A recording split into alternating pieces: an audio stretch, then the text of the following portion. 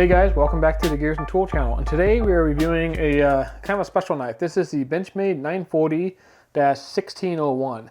And it's a carbon fiber with kind of a stabilized wood head on it. And this was a Cabela's exclusive back in, I think it was 2016, 2017. And it was originally selling for $250, but it's currently not for sale anymore. And the main reason I want to do this video is going to be a little bit more of a casual video than my normal structured reviews that you see on my channel. I wanted to bring in a 940 so you can kind of see how it sizes up to things like the Benchmade Mini Freak and Benchmade Bug Out that I've done recent reviews on my channel. I'll leave links to those in the video description below. But a couple things I wanted to kind of throw at you guys is first, we got to do a pocket check. Today I'm carrying a Benchmade Mini Skirmish. And it's not an axis lock, it's just a liner lock, titanium frame, S30V steel blade. And this is just kind of a special knife for me. This was my first Benchmade, and really what kind of got me into collecting knives. So the Benchmade Mini Skirmish is what I'm carrying in my pocket today. Let me know what you guys are carrying. I'd be really interested to know what your daily carries are. Full disclosure, I do not carry this knife every day. This is something that I kind of keep for good. But I do like to carry it from time to time. It's just kind of a special knife to me, and I really enjoyed this knife. So that's what I was carrying today. Let me know what you're carrying. And the second question I have for you guys is, if you could only have one knife for the rest of your life, what would it be? For me, I think the 940 would be a serious contender. It's a good all-around knife. It's got a little bit longer blade at the 3.4 inches. And it's relatively lightweight, but the thicker, kind of 1.1 inch blade stock on here is just really robust. It can really take a beating. So the 940, if I could only have one knife for the rest of my life, I think the 940 would be a serious contender, which is kind of why I wanted to do this review. This knife is currently on loan from someone. As you guys know, I lost my carbon fiber 940, which I'm going to be replacing soon, but went ahead and just borrowed this one. It's kind of a special one, and thought it'd be a good one to get on camera. Let's go over the specs real quick. The weight of this knife is 2.35 ounces, which is pretty light. And the blade length is, as I said earlier, 3.4 inches on the cutting length. And it's a D2 steel, so it's not S30V, S90V, anything like that. It's a D2 steel, which, now D2 steel is a reasonably good steel. It's kind of what you consider in the semi-stainless steel category.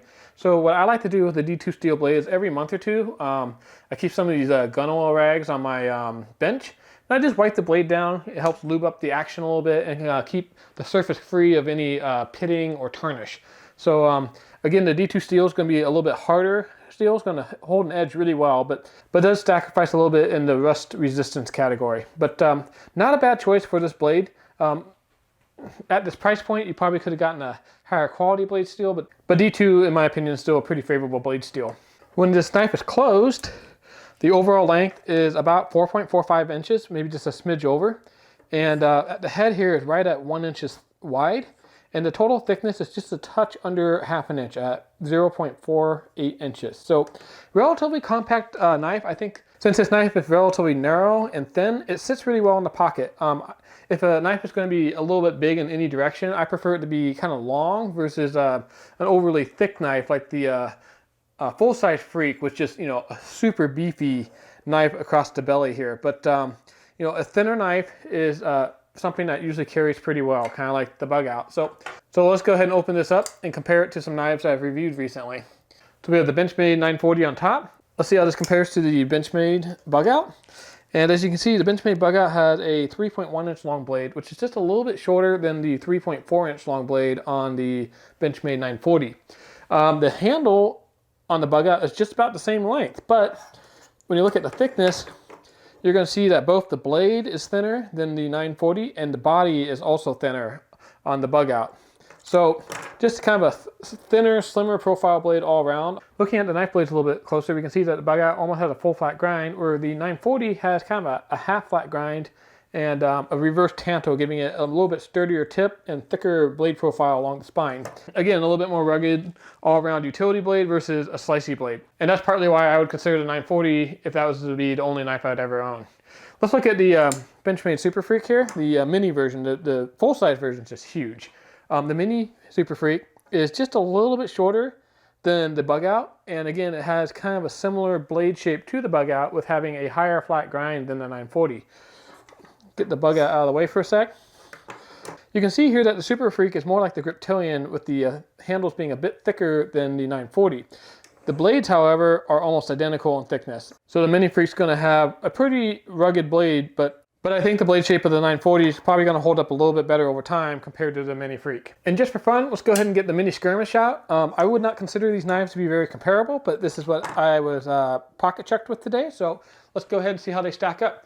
So the Mini Skirmish has a blade that's just a touch longer than the Benchmade 940. It's about, I think this one measures in at 3.6 inches long. So again, a little bit longer blade. The knife handle itself is actually just a touch shorter than the Benchmade 940.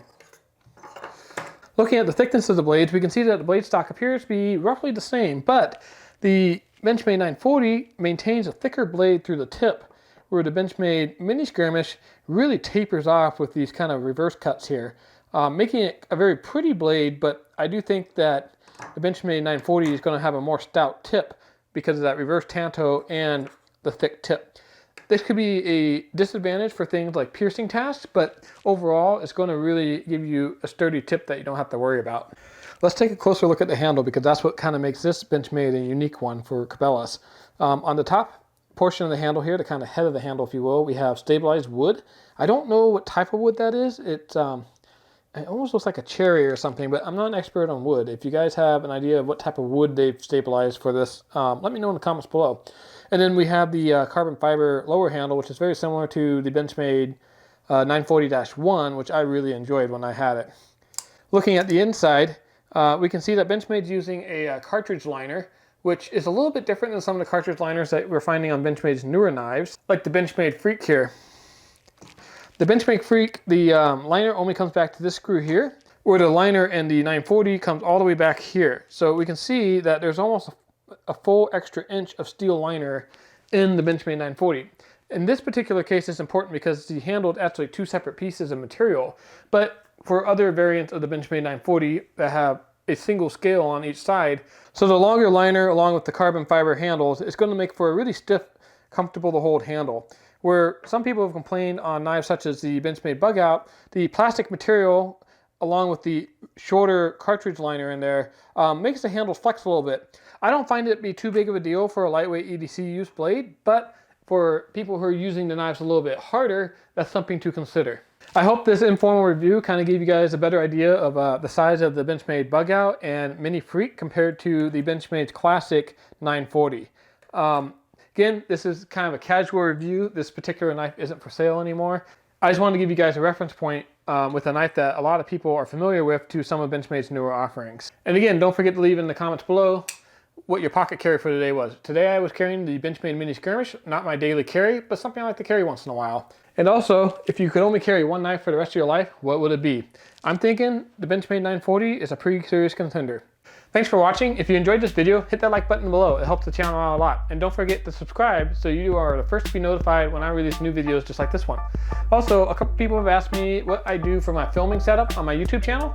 So I've created an Amazon page below so you can see all the camera, audio, and lighting equipment I use to make my YouTube channels. If you're interested, the link's in the description below. Cheers!